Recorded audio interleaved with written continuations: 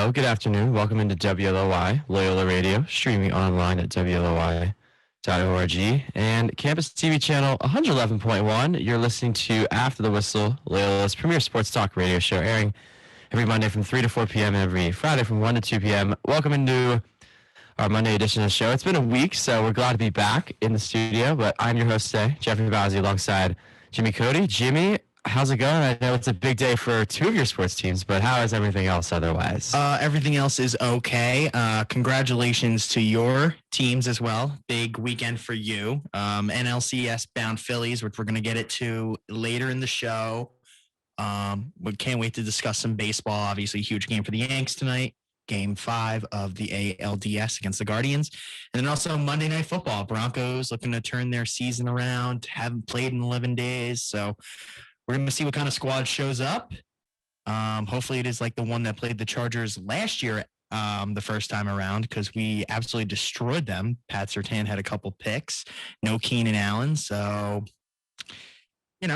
that's interesting too. So I know the Chargers are a little bit banged up, and I can't wait for the game. I'm very excited. Yeah, I think the Broncos actually have a better chance tonight than most people think, because coming in, obviously, their offense does not look as advertised. And listen, the Chargers are thought to be this juggernaut offensively with Justin Herbert, but I don't know. Haven't looked, I don't think, as good as they think they can be either. So I think it's a huge pivotal game in the AFC West, obviously. And last Monday night, we had a huge AFC West game with the Raiders and the Chiefs, and now we have the other two teams playing tonight. So lots of sort out there in LA. Let's take it off, though. Let's start with Sunday Night Football, because that was the story. That was a big game last night. And then we have a caller in a couple minutes who's going to want to discuss the Giants, which I think is probably the second biggest topic right now. But let's talk about those first two games first before he comes on. The first one, talk about your team, Eagles, playing well against the Cowboys, 26-17. Jeff, I don't want to be that guy, but I did not. And I say this in a respectful way to all the Eagles fans. I know you're very excited, but I did not see a Super Bowl team. I did not think that they were as good as the Bills and Chiefs. I know that that's going to be controversial to everybody, but Cooper Rush had 3 picks. One of the balls, he took a hit. The guy, CeeDee Lamb, was open, and he couldn't get the ball to him. That got picked. That completely changed because that was in the second quarter. You end up scoring. I mean, that kind of – and at one point it was a 3-point game. So, and did you really play that great? Like, I know there was a lot of theatrics around the game, but – take me to your kind of perspective, because I thought it was a little bit of a second half lapse. I think it's kind of just been how we've been playing all year. They get up early. They have a great second quarter. The second quarter this year has been wonders for the Eagles. And then, yeah, they kind of let their foot off the gas offensively in the second half. I mean, that's kind of been a concerning trend. I agree with you that they haven't really done much offensively in the second half of their games. And yeah, they had that nice touchdown at the end with Devontae Smith, I believe, which kind of iced the game, which put them up 9. They were kind of in the clear there. But yeah, Cooper Rush was definitely sloppy. I think if Dak Prescott played, I know he's not healthy enough to play yet, but if he played, I actually think it would have been a different outcome. I think Rush in there is obviously a huge decline from having Prescott. But yeah, I think defensively for the Eagles, obviously, they gave up 130-something on the ground, so obviously not ideal for them. I thought through the air they did a really good job of containing their receivers. I mean, CeeDee Lamb and Michael Gallup were the two guys they kind of had to keep their eye on, and CeeDee Lamb had a decent game, but Gallup really didn't do anything. No. But yeah, I think the offense was not the story of the game for the Cowboys. Their defense was not as great against you guys that I think a lot of people originally predicted, especially when Lane Johnson was in. I thought when Lane Johnson was in, you guys played your best. You did a good job of stopping their pass rush. However, if I don't know what the situation is with him specifically, and I don't think it's been clear as to how long, if he could play again. I mean, I know he's a tough guy, and he's been a solid guy on your offensive line for years. He was part of that Super Bowl. And he's definitely an important piece. But if you don't have him, you might be in trouble because, I thought you were a little susceptible in the second quarter. I think or the second half, rather. You did a good job of running the ball though in the second half, and that was kind of the offset that. And I think that was a good job by the play caller because I know Sirianni doesn't call the plays anymore. It's right. It's the offensive coordinator. Yeah, Shane Steichen. Yeah, I didn't remember what his name was, but I thought he called a pretty good game in the second half, especially. And I'm gonna be honest, I kind of expected a little bit more from your receivers just because you have such talent. Like Goddard dropped a pass. You know, he wasn't as great, especially as the game before, right? But you're really telling me you think like this is a Super Bowl team? Do you think this is the best team in the NFC right now? I mean, record-wise, yeah, of course, they're 6-0. They're undefeated. I mean, it's easy to say that. Nobody else is performing well in the AFC. I mean, or in the NFC. I mean, who else is there to worry about? The Giants and the Cowboys who you just beat, and then they beat the Giants. What else is after that? The Vikings? I mean, nobody's been consistent. Yeah, that's a tough question. I would just say if they came out with power rankings, I think the Eagles would probably be 1 or 2. Probably Buffalo is 1 or 2. I think that's clearly the top 2 teams right now. I mean, you could argue how the teams have looked and all that. I totally get that. But yeah, I agree with you that the rest of the NFC has not looked amazing considering you're coming into the year with the Rams being the champs. They're 3-3. Tampa Bay is 3-3. And then there's other teams like the Vikings and the Giants and the Cowboys who all have pretty respectable records. But and then there's a lot of parity in the rest of the I mean, you got the Niners who are 3-3. They looked terrible yesterday. Listen, really quickly while we're on the topic, I know we're going to talk more about them later. I mean, watch out for this Atlanta Falcons offense. They do a good job, especially their own line. Everybody was doubting them, but their own line played pretty good yesterday. They've been pretty sneaky. They've been sneaky. They should have won against Tampa Bay. They should be 4-2. Yeah, and they had they choked against the Saints too. They had a close loss in LA too. Yeah, you could. I mean, that's a team that. I mean, really, they've been in every single game. Yeah, for the most part. So, I mean, just state of the Eagles, though. I mean, you're obviously happy you won. But going forward, what are some concerns that you have? Or is there anything else that you'd like to mention? I think the concern is probably the second half offense. It's got to wake up at some point. Hopefully they can use the bye week this week to... Oh, they're on bye. Okay. They're on bye next week. That's good. So that's And then good. who do they have after that? They get Pittsburgh out of the break. That's a nice game to have. Yeah, I mean, Pittsburgh looked pretty decent yesterday. So yeah, I mean, you know what? I feel it's like not going to be an easy game. That's the thing about the NFL, man. 1 week you're up, the next week you're down. The next week, 1 week you're down, next week you're up. I mean, truth. I mean, look at how the Packers were after they beat the Bucks. Now they've lost 2 games to the New York teams. Yeah, completely out of nowhere. Exactly, and that's a complete momentum shift there. And then, you know, Eagles just got to keep taking care of business. There's no doubt that they will be favored in all their games going forward.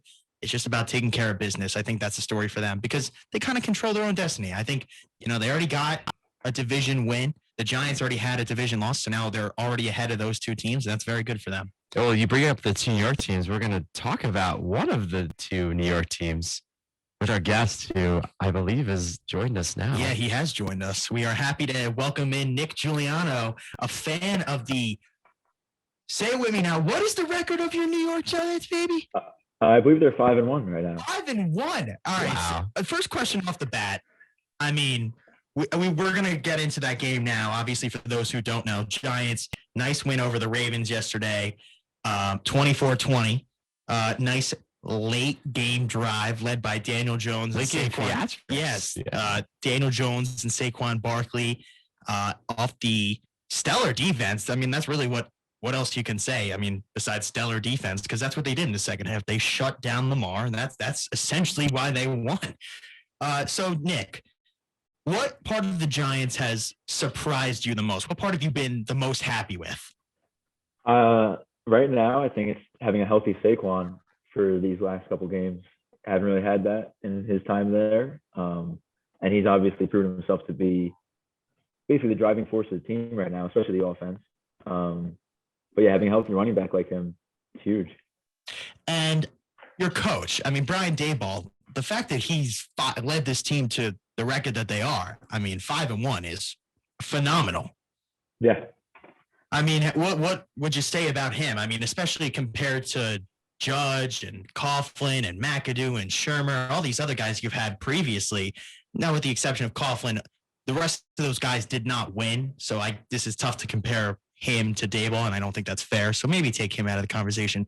But with the rest of those guys, what's like the biggest difference you notice? We talked about it yesterday, Jimmy. I said that he kind of is doing what Joe Judge wanted to do, and Joe Judge was doing it okay. He came in and like set the culture, but the talent wasn't there. Saquon was hurt. Like he just didn't have it all together. And now Daboll comes in. He's fortunate enough to have Saquon healthy, like I said. But I think everything's just falling into place. Everybody's buying into what he's got. I think it's him. I think a big part of it is the GM bringing him in. So yeah, obviously he's doing really well at 5-1. You can't obviously compare him to Coughlin either because it's been 6 games. But yeah, of course. Definitely happy with what he's done with the program. So yesterday's game, going into that game, you're going up against the Ravens. They have Lamar Jackson. They were a little banged up on offense. Didn't really use Dobbins. Not really sure why. They went with Kenyon Drake. They didn't have Gus Edwards, who's supposed to be back next week. They didn't have Rashad Bateman, the first-round pick. He's going to be back next week. So you went in against the Ravens team a little banged up, not trying to take away anything from the Giants, just setting the situation. Did you expect to win that game yesterday? I don't know. I expected it to be a close game, and I know Lamar is tough to contain. We saw that yesterday he had a couple of big runs, so I wasn't sure if the Giants defense was going to be up to it. But obviously they were. Lamar kind of messed up towards the end of the game there, costing them.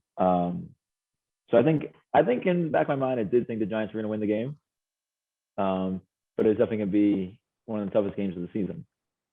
Well, yeah, I agree with that. Yeah, I agree. I think the defense especially has been really good situationally. I mean, last week in London, they make a huge stop, and they made actually multiple stops to try to get the ball back and take the lead, which they did, and they won that game. And then yesterday they had that huge interception, and it kind of sealed the deal. As well as the strip sack. Yeah, and the strip sack too, and they kind of just carried the momentum from there. I think the defense has been really good, but I completely agree with you, Nick, about how Joe Judge kind of set the culture there. He kind of built something there. And listen, the wins didn't really show, but now they're showing up. I mean, they're 5-1, and I think a lot of people are still not believers yet. Yeah, I think people are starting to believe a little bit. Are they though? Because I think you can argue after yesterday's game, there's a lot of people who probably look at that game, Ravens fans especially.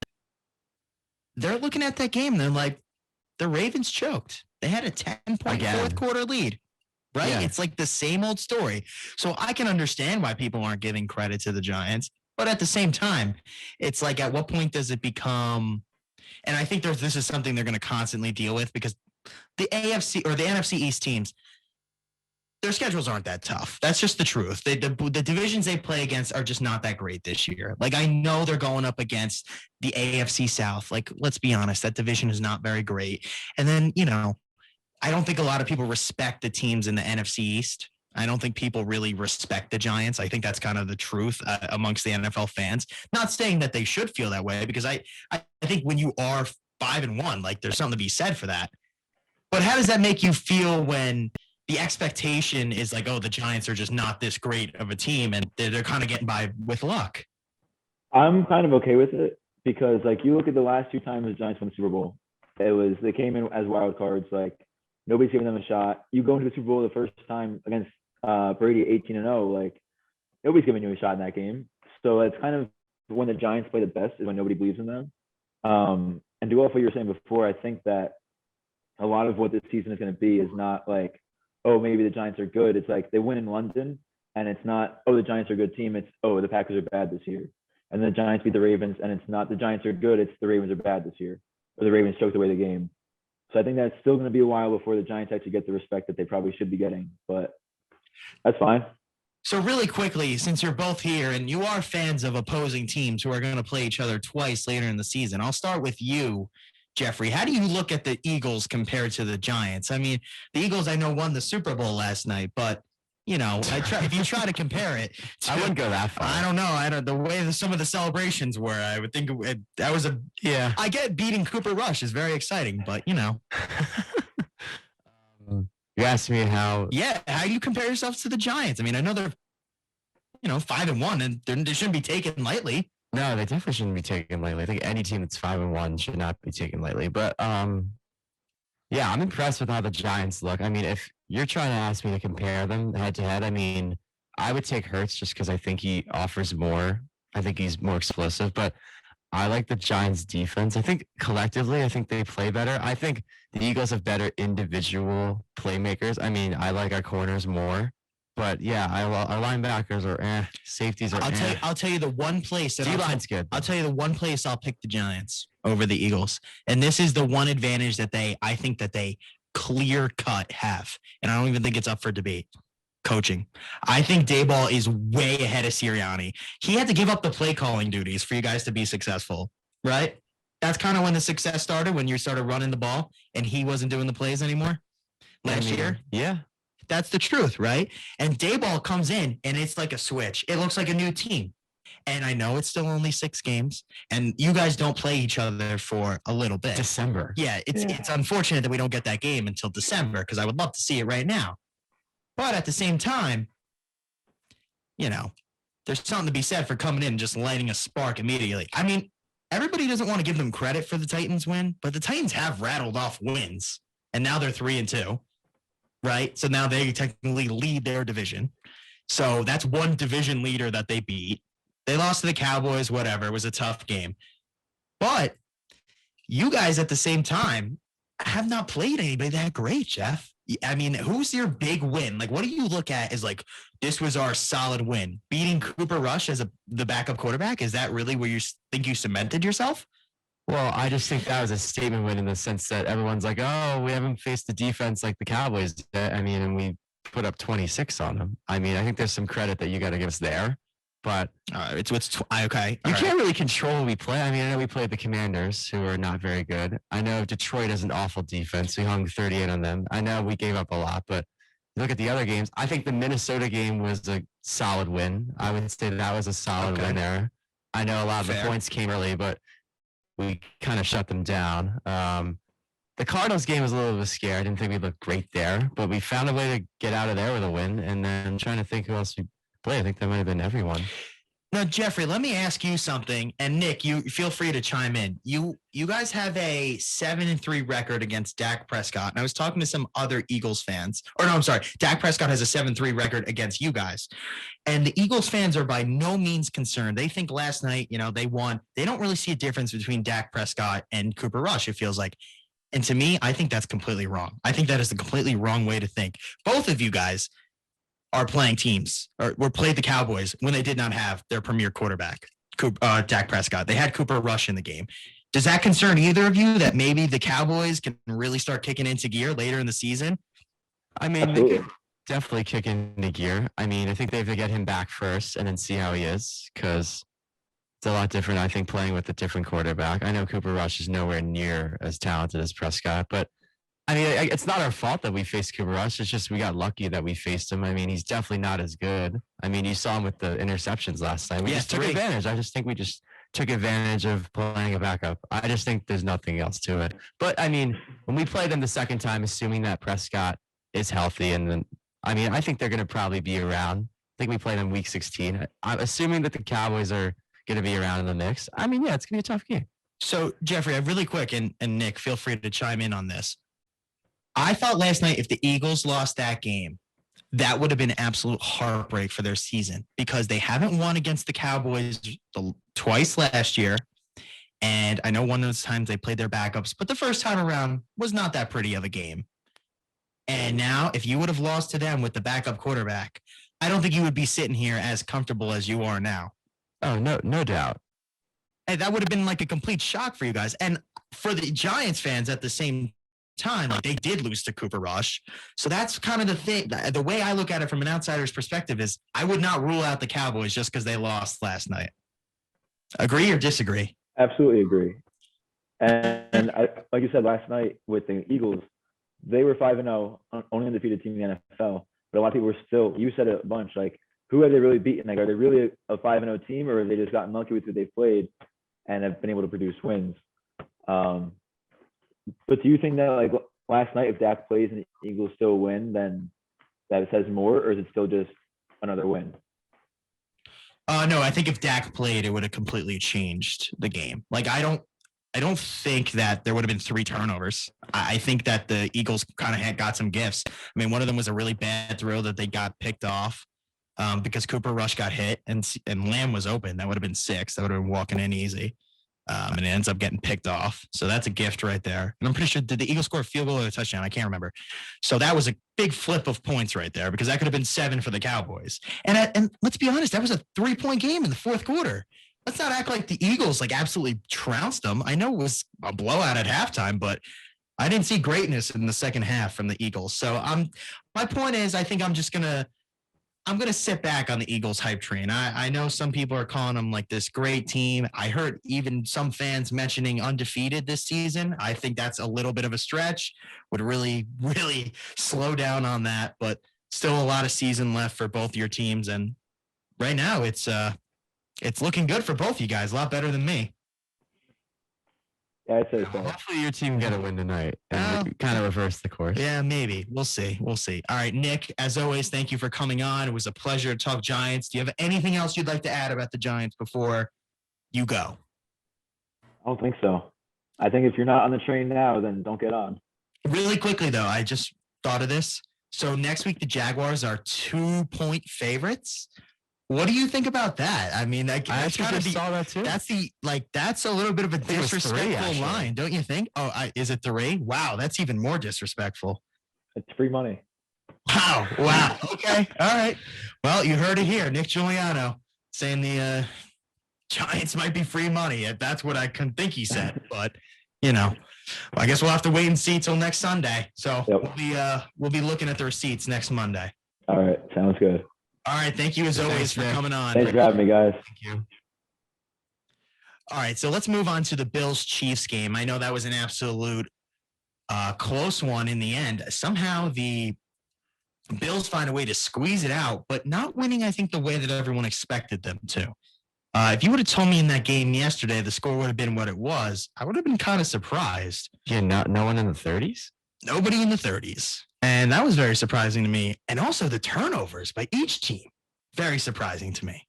Yeah, it definitely wasn't the cleanest game on both sides. I don't know. The takeaway for me was Buffalo on the ground was pretty good. They were pretty good. And I feel like they're not really known for being a run-first team. I think they want to do all their damage in the air, but they did do their damage in the air. I mean, Stephon Diggs and Gabe Davis once again carried the load there.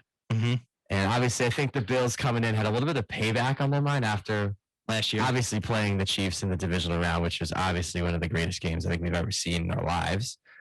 So yeah, they got their payback. I thought it was not a sound win, but definitely a win that they needed. I think it's a huge game. I think that will end up playing a factor down the stretch in playoff seeding because if they have the same record, Buffalo gets that nod. Yeah, especially for the 1 seed, the head-to-head. If they're playing for the 1 seed, that home field and that bye in the first round could be huge. Yeah, I think the story for both teams was they did not do great in the red zone. I mean, there were some turnovers. There were some plays that I thought could have been touchdowns that ended up in field goals. And, for the Chiefs, it's just unfortunate that they ended up missing a kick by Bucker after they had the long one because then they would have been up by 3. And Buffalo would still had to end up scoring a touchdown like they did. But, that just changes the situation a little bit. So, for the sake of that, I'm going to reward the Bills based off of how they played because of their defense. But you got to mention that I don't think Mahomes was 100% on his game yesterday. But is that partly because of the Bills defense or is that because Mahomes? I'm going to bet he's going to be better the next time they play, but kudos to the Bills defense for this win, right? Yeah. Yeah. And that's why I actually like the Bills more long-term than the Chiefs because I think they're very similar teams, highly octane offenses, but I just like their defense more. I think they're a more complete defense, but the Chiefs defense has shown they can play really well when they have to. Sometimes they'll go into a little bit of a stretch. They look like a terrible defense, but you know what? They can rally, but I wouldn't be surprised if this is not the last time we see these two teams meet up this season. All right. So let's go around to all the NFL games. And I completely agree with you. I don't think it will be the last time that we see them play either. So let's go through all the rest of the games. We're going to take it from the 4:00 window down. So Cardinals, Seahawks, Marquise Brown might be out for the season. I think that's kind of the storyline here for the Cardinals. That's a killer. They're just getting DeAndre Hopkins back too. His suspension is up, but they're on bye. So he will be back next weekend. Not the weekend that's coming up, but the weekend after. Just for clarification purposes. and they lose a rough one on the road. They could not muster up points at all. They I mean, looked at all. bad. They looked bad on offense. Really bad. Yeah, and I know it's a divisional game. It's going to be tough, but yeah, they just haven't looked great this year, the Cardinals. I feel like they're trying to find their way. I know they don't have Hopkins, but they haven't really clicked on offense. I mean, I guess the defense has been respectable, but they didn't have an offensive touchdown yesterday. The touchdown they had was off of a fumble recovery. Yeah, and then the kicker missed. It's that same kicker missing again. And that kick was going to make the deficit 12-10. Instead, they're down 12-9. And then Seattle gets a touchdown in the fourth, and they kind of pull away. Early in the fourth, too. Was with the last score came with 13:24 left in the fourth quarter. So Cardinals had their chances. They were stopping them, but the offense could not get going. And this is a Seattle defense that's not very good. Hey, that's just the truth. No. I mean, Tariq Woolen with a interception yesterday. I don't know if you saw, but he's played pretty well for the Cardinals. Yeah, and then He's not Sauce Gardner good, but he's definitely, I think, going to be a solid corner for them for years to come. And you would think for the Cardinals, they'd be able to put up points against a Seattle defense. It's really not that great, but they only put up 9. And Seattle's offense, which has been pretty explosive, actually, the last few weeks, they put up 19. But yeah. Well, you know what it was? Seattle did a damn good job of running the football. They were so committed to it. They ran it 21 times with Kenneth Walker III, the Michigan State running back from last year. If everybody remembers, he had a very nice season in college. And they got him, and Rashad Penny was hurt, and he played a great game. And that's the other thing. I think if Rashad 97 Penny yards. is healthy, if they get him with Walker going, that could be a nice little duo there in the backfield. As for the Cardinals, in a game like this, their leading rusher was Kyler Murray. So they did not get much without James Conner. So they need Conner back. They need him healthy. They're getting DeAndre Hopkins back. And they also just traded for Robbie Anderson, who we'll talk about in the game after. We could just lead into it now. Was kicked off the sideline by interim coach Steve Wilkes of the Panthers in what was, I think, maybe the craziest thing I've seen on an NFL field since Antonio Brown last year. Yeah, probably. Bizarre. I've never seen that. Robbie Anderson, I don't even know what to say. I don't know who he thinks he is. I don't think he's that good to be doing that on the sideline. Nobody is, because Antonio Brown was obviously very good, and he was kicked off the team. So I think it should be expected for the 1-5 Panthers that Robbie Anderson would be gone. And he is. He's now in Arizona. And look, he's going to play. I don't know how his relationship's going to be with Kyler and the coaches, but the Cardinals need production. And I think Robbie Anderson could, I don't want to say thrive, but with Hopkins coming back, it's a chance for him to get some targets, because they're going to be much more concerned about Hopkins. Things are going to be open. So does he actually get traded? Yeah, he's on the. I must have just missed it. I didn't see it. Oh, it's Pro Football Talk. Yeah, I saw it. So yeah, that is a good pickup for them. I think for the Panthers though, and this is an interesting point that was brought up by one of my roommates. Shout out Tyler Devers. He brought up a few weeks ago that the first few weeks of the year, there wasn't really an obvious team that was probably the worst team in football, because there's a lot of teams that didn't have a win or had one win, but they were always in these games. No. The Panthers are without a doubt the worst team. I think the Panthers have answered that question. I think they're by far the worst team in the NFL. They have no choice. I think it's one thing when you go through a coaching change. I mean, obviously that's not good, but they just look lifeless out there. Yeah, well, you want to talk about who else looks lifeless? The Rams look lifeless. The team they played, it was two lifeless teams on the field yesterday. Rams do not look good. The fact they only put up 24 points is very surprising. I don't know. I wasn't really that impressed by Stafford. He had an interception. He threw for an okay amount of yards. They have issues with Cam Akers now. They're not going to be he's possible to get traded. I don't know. Just wasn't really a game that you expect from the Rams. They kind of relied on the run. They had multiple rushing touchdowns. They had one by Skoranek, and they also had one by Darrell Henderson Jr. So they had to rely on some other guys to get them points, but they're probably just happy they had the win. Oh, definitely. All right, so moving on. In Pittsburgh, we had a big upset yesterday. The Steelers taking down the Bucs 20-18.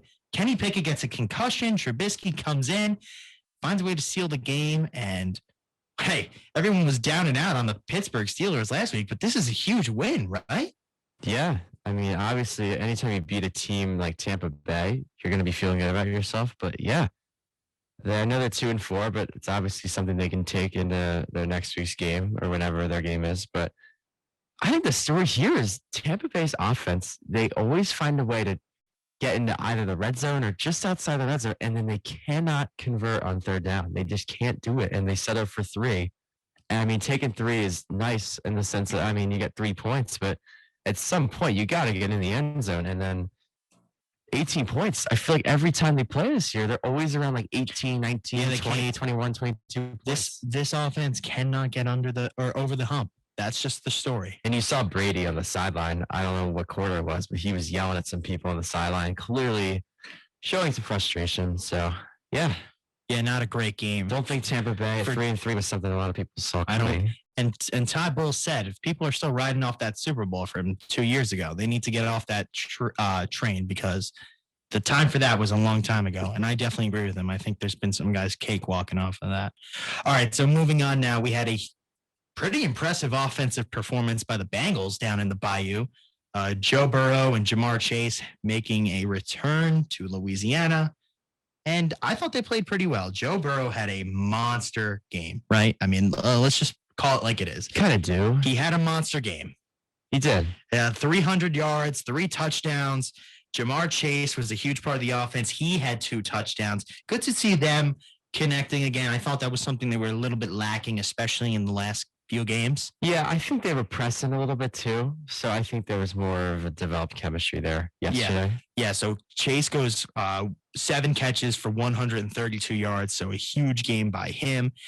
And for this offense, we've been waiting to see them explode, and this is finally it. Yeah. And not a bad defense. Yeah, against a good Saints defense. And then if you flip it to the other side, the Bengals, obviously, they needed to have an offensive explosion because they couldn't stop the Saints on the ground. The Saints ran for 228. No, I mean, Kamara, 19 carries, 99 yards. He didn't even have any touchdowns. No, yeah. Ingram chipped in for 46, and then Shaheed had a breakout run for 44 yards. And then Taysom Hill got his share, as he usually will. But, yeah, I think this is about the Bengals, though. I think at the end of the day, I mean, they're the team that won, but I think they needed a kind of game where the offense kind of just carries them because I don't think their defense is awful, but I think this team, if they're going to do anything like they did last year, if they're going to get back to what they were last year, it starts with Burrow and Chase and then everyone else. They were kind of a late rising team last year, so let's see if they do that kind of same thing again this year. But you know what though? From starting 0-2 to now being at 3-3. I think that's a win for them. I agree. Because they were awful the first few weeks, especially offensively. 3-1 in their last 4, so not bad for sure. 2 in the corner. All right, Vikings, Dolphins. The Dolphins. And what more can you say than they're just an absolute train wreck right now? I mean, they're playing. Yeah, Skylar Thompson. Probably not their fault. Now they got Teddy Bridgewater in there because I don't know. It's just a mess yesterday. Teddy Bridgewater threw for 329, but he had 2 interceptions, and they also had 6 sacks. The Vikings had 6 sacks yesterday. It is impossible for them to win with 6 sacks. That's just not the case. Kirk Cousins didn't even have that good of a game. He took 3 sacks, but didn't even throw for 200 yards. And they didn't even run for over 100 yards as a team. Well, I was going to say, this game stayed a lot closer than people thought. I mean, the Vikings only won by 8. You'd think they would cruise, but they did not. No, I didn't think the Vikings were that great. Justin Jefferson was their main guy.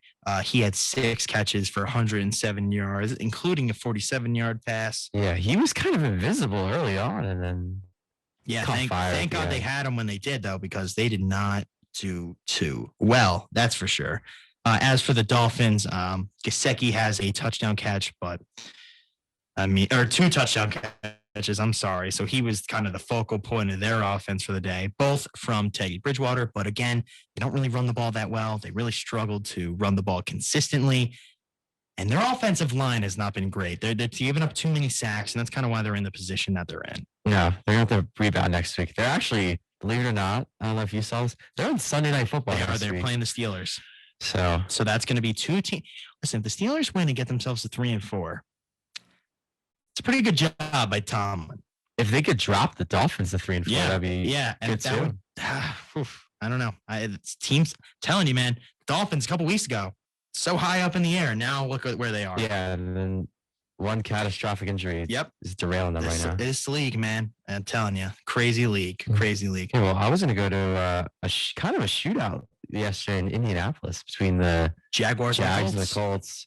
Big win for the Colts. I mean, we know how the Colts have started the year. They've been so up and down. They lose, or I was going to say lose, but they actually tied the Texans, and then they lose to Jacksonville down there in Duval, and they beat the Chiefs, excuse me.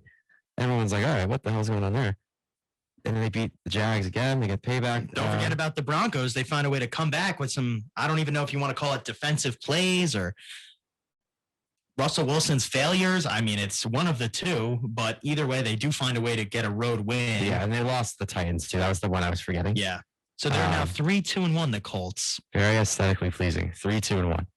But yeah, they're a team that should probably be in the mix for, I think, an AFC South title. I think they're going to be in the mix at the end. They should be, at least. I mean, the way they've looked, I don't know. They're very inconsistent. They're a very hard team to trust. You never know what you're going to get from them each week, but I thought the Jags should have won this game. Yeah, I didn't think the Colts were amazing. They threw the ball a lot. Matt Ryan threw it 58 times, but he had a pretty good game. As much as people have been getting on him, 389, 3 touchdown passes. Not a bad day for him. And Michael Pittman had a good game too, 134. So this Jaguars defense that we saw earlier in the season was not able to keep that up today, and especially with the pass. As for Trevor Lawrence, he had a touchdown run. He had 2 touchdown runs. I'm sorry. And then he had 1 touchdown pass to Christian Kirk. So that was kind of his story for the day.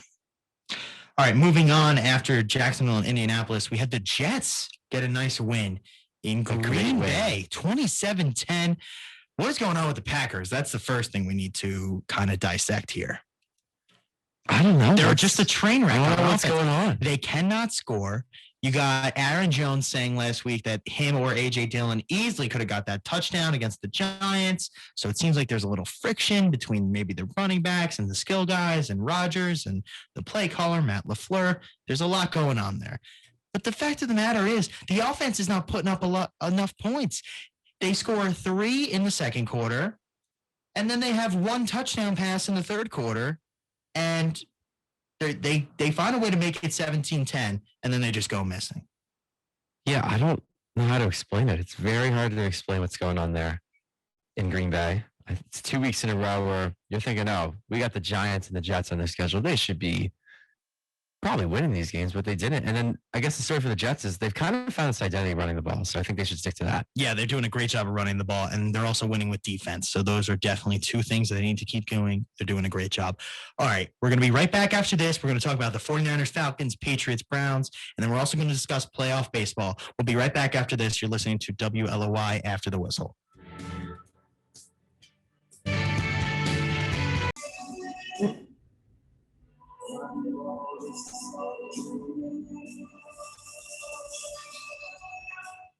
Welcome back to WLOY Lulu Radio, streaming online at WLOY.org and Campus TV channel 111.1. This is After the Whistle with Jimmy Cody and Jeffrey Bazzi. We were talking some NFL games from yesterday. We're going to pick up where we left off. We have 2 games to cover, and then we'll get into some baseball, and then we have NBA. Really 3, because we didn't really talk about Monday night, so we got to throw that in there. Right. But we'll hit everything really quickly here. Patriots, Browns.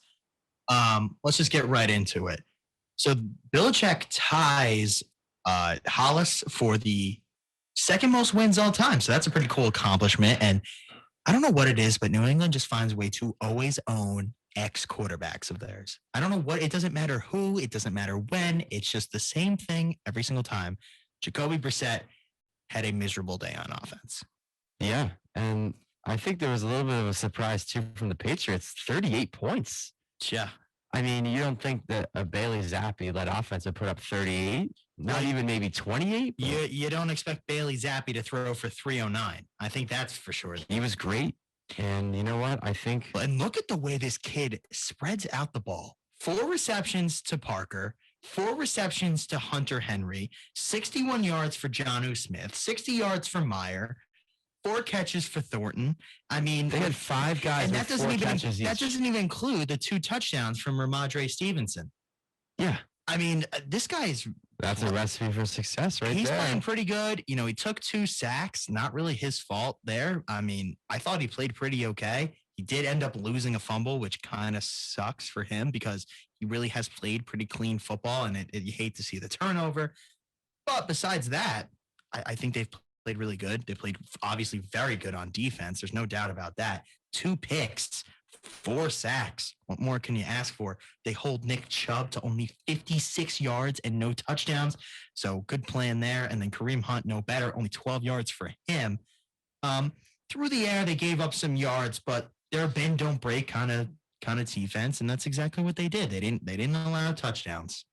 Yeah, I think I'm not trying to be a pessimist when I say this, but I think for the Browns, if they were going to probably lose games this year, because you know that they're not having Deshaun Watson for a little while, I think the question mark obviously was, can Brissett hold down the fort at quarterback? Can they put up enough points? Because their defense is probably going to be good enough to have them compete in most games. I think the nightmare scenario was yesterday when the defense is really off and they give up 38 points to anyone. It's pretty bad to give up 38 points too, but I mean, New England with third string quarterback. Zappy is not great. And then I think the offense, like not coming back to earth, but just having a lackluster game. I think that's like the nightmare scenario for a Cleveland Browns game. And it happened yesterday. But yeah, credit to the Patriots.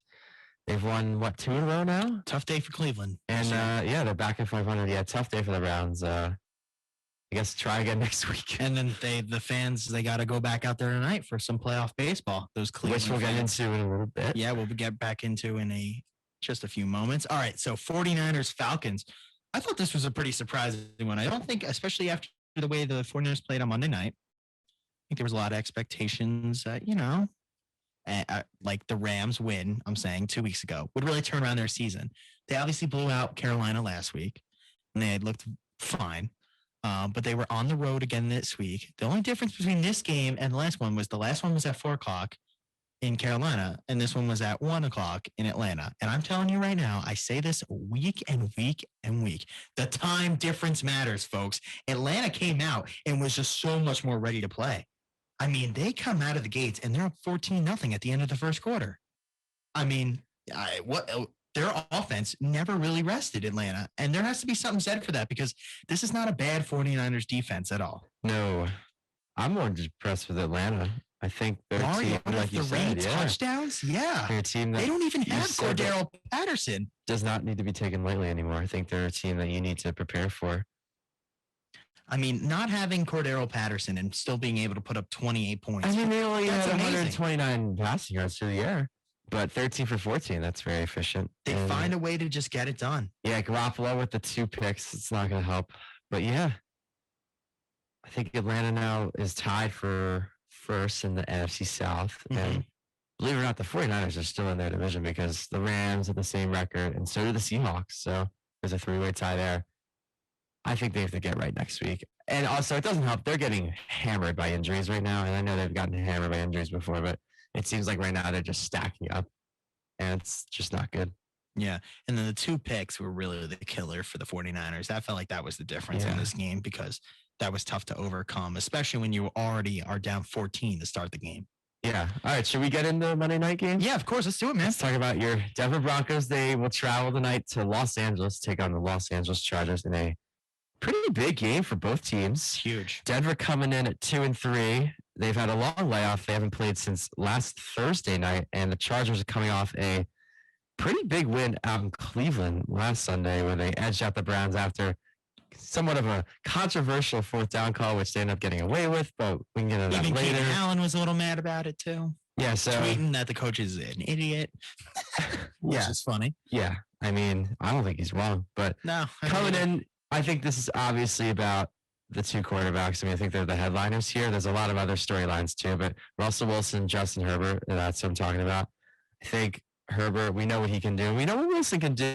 I don't think he's shown it yet, but definitely he's not showing it yet in a Broncos uniform. That's for sure. So I'll just ask you, what's your number 1 key tonight? Because you've had some pretty good success against the Chargers in the recent years. What do you think they need to keep doing? And I don't know, what's your area for concern? So I guess what's the area you're excited for? What's the area you're not excited for? All right, so the thing I'm most looking forward to is Patrick Surtain. I cannot wait to see him up against the Chargers offense because I think we do a decent enough job with our front. I like our front a lot versus this Chargers offense, the offensive line specifically. I think we're going to be able to rush the passer rather decently. So if our corners, especially Surtain, because he's probably going to be on Mike Williams, who gives us fits when we play against him. Actually, Surtain has never went up against Mike Williams, though, because he's always been on Keenan Allen. So that's kind of how, and the last time when Surtain had his 2 interception game last year, I don't believe Mike Williams played. So he was up against Allen for that one. The story, I think, is our defense. Our defense has to be good if we're going to be in the game, only because I don't know if I can trust our offense. But you look at the other team's defense. Can they trust their defense? What do you think about the Chargers' defense? Am I wrong to think like those two sides of the ball for each respective team is not great? And I think that's going to kind of determine the game. But also, our best is against their best. Yeah, I think J.C. Jackson, Derwin James are probably the headliners on defense. But yeah, collectively, overall, as a unit, I don't think they're that great either. They got the ball ran all over them last week. And I feel like that's something we kind of do okay. Yeah, and they struggled with that last year, the Chargers. If we can hold on to the ball. Hasn't really seemed like they fixed that. But yeah, I hope Melvin has a good game tonight. Yeah, Melvin, Mike Boone, we're going to need a decent game out of them. I just hope this is the game for Russ, because if it's not, when is it going to come? When is it? Yeah, exactly. And if you drop to 2-4, you play the Jets next week. They're playing okay. This is a game that they need, because in my opinion, I think they've already costed themselves too many games in the past. Yeah. They should have beat Seattle. That was a terrible loss. A lot of it's on coaching. A lot of it's on turnovers, stupid stuff, right? A lot of penalties. There was a lot of mistakes in that game. Yeah, Seattle's an okay team, but I think we gave the game away. I think actually I would be more upset at the Colts game. The Colts game was getting on. I'm getting on to the trend here. That's another one, is failure by the offense at the end. The defense keeps it in a position, and the offense can't get it done. I feel like I say this every week. It's the defense who does all the heavy lifting.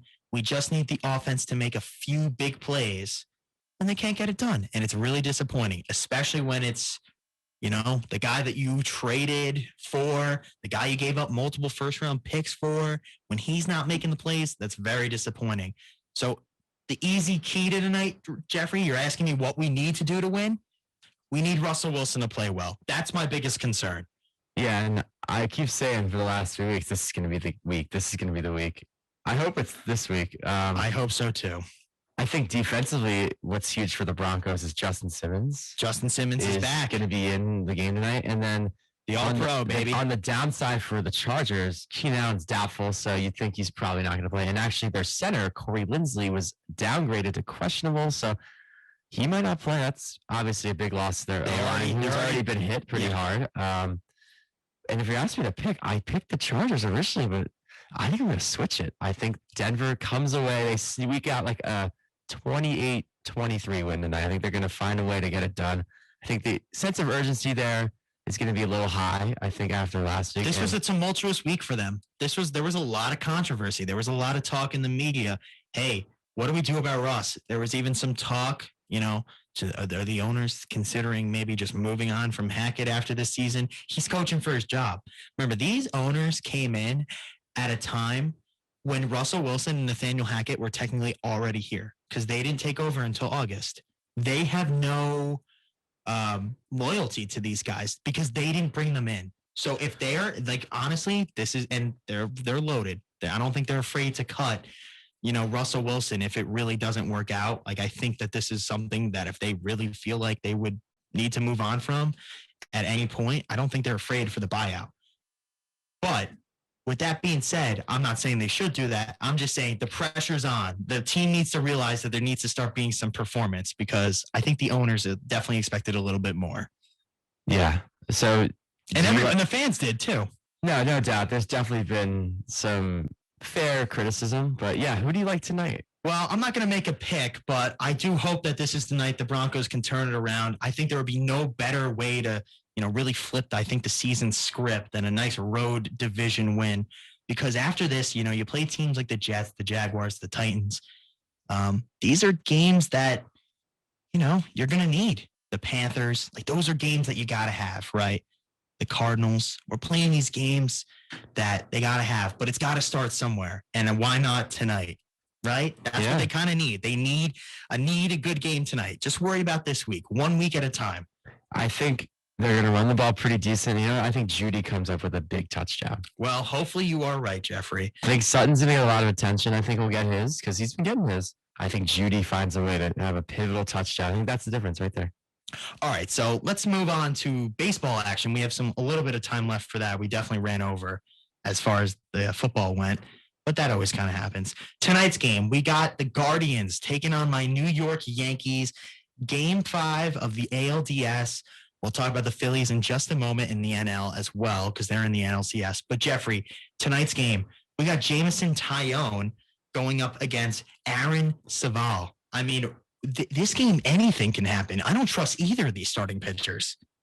Yeah, and you're looking at it from an outsider's perspective, and I've never even heard of Aaron Saval. Yeah, he has almost a 5 ERA. ERA. Honestly, I've never heard of him. I've heard of Taillon. So I kind of know what he's like. I've seen him pitch against the Phillies before when he was back in his Pittsburgh Pirates days. Well, all you need to know about Jameson Taillon is he actually was responsible for the blowing up of Game 2. Yeah. So, yeah, he's not coming in with necessarily the most success.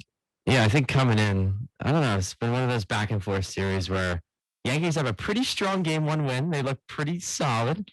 And then obviously the weather postponed Game 2 to Friday.